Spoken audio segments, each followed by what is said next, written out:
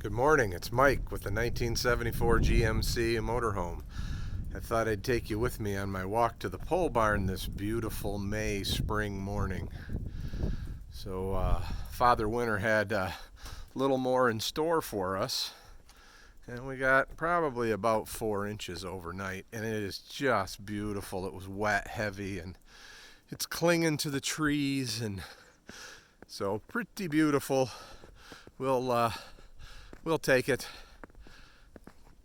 Here's Mr. Massey still hibernating in the snow, and my sister's Winnebago. There's a much better deal than the GMC, but nowhere near as cool.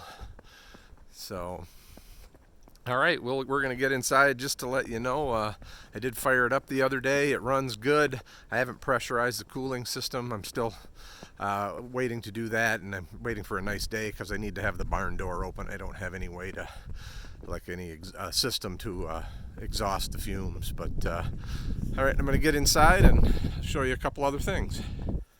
All right, the task today is to start working on the vintage air system. So there's the hole that was left from where the original heating system was, where the new one's going to go. And I have a couple of things I'd like to do.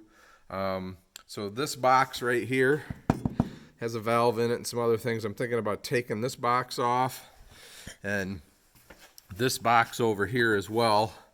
In order to do that, I'm going to have to pull down that wiper motor bracket, but it's probably a good time to do that while the dash is out, so I can make sure that I anti-seize the bolts up there in case I ever have to take it out when the dash is in.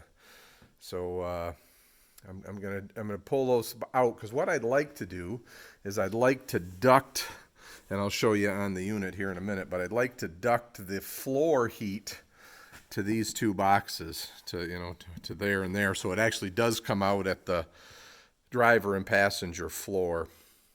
The other thing is that I do need to get you can see that duct up there that goes to the side vent on the driver's side. I do want to get a duct to that as well, so I got some planning for that. But let me walk quick. Oh, you can see I couldn't wait for my 45-degree elbow. Apparently it's coming from around the world because it's not going to get here until the end of June, and so I had to make this get something to make it work. And I was actually able to buy just a piece of 1-inch ID hose, and for that angle it worked just fine. So that did come out good. You can see the single battery sitting down in there, and figure out what else I'm going to store down in there if I'm going to put another battery in there. So got all that worked out.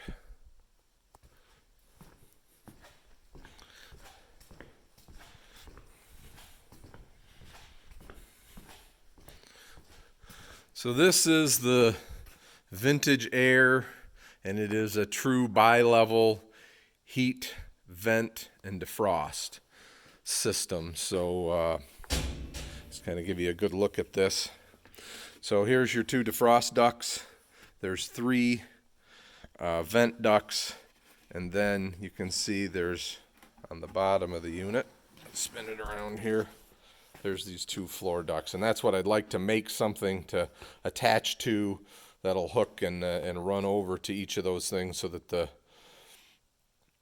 the warm air comes out actually at the driver and passenger's feet. It would be very easy to just have it come out there right in the center, but I don't know that that's really what I want. So it is, obviously, as you've seen this morning, it can get cold in Michigan, and it might be nice to be able to have heat at your feet while you're driving if you happen to be in a cold climate. So Lord only knows what we're going to do with this thing. Hopefully all the work I've put into it, that it's going to be fun, and we're going to take it all over. So we may need heat. So I want to make sure that it does work good. So, and I'm torn. I'm going to walk back. You guys are going to get your exercise with me this morning.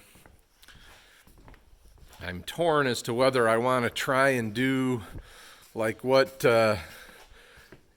Jim Bounds and the Rehab Ranch have done, and build a box in here to put that unit in, or if I want it to just kind of hang here and just have the ducts go through the firewall, because there's a couple of things. If we build a box, then I have to take the heater hoses have to go into it, the air conditioning hoses have to go into it, and then the duct for this and the duct for the other will have to come out of it, as well as the third air conditioning duct. So it might be easier just to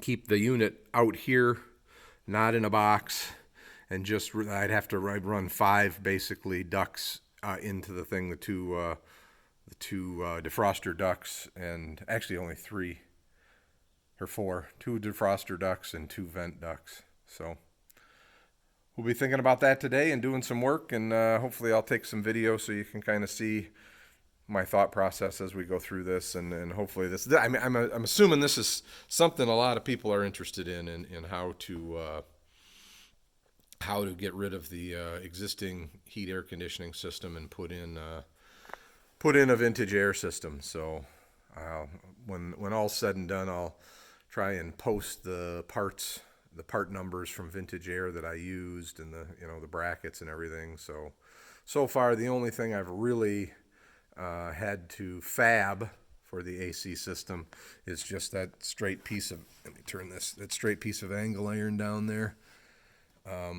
that is holding the bottom of the condenser. So hopefully that's going to work out good for us. All right, stay tuned. Hopefully we'll be starting another video in just a little bit.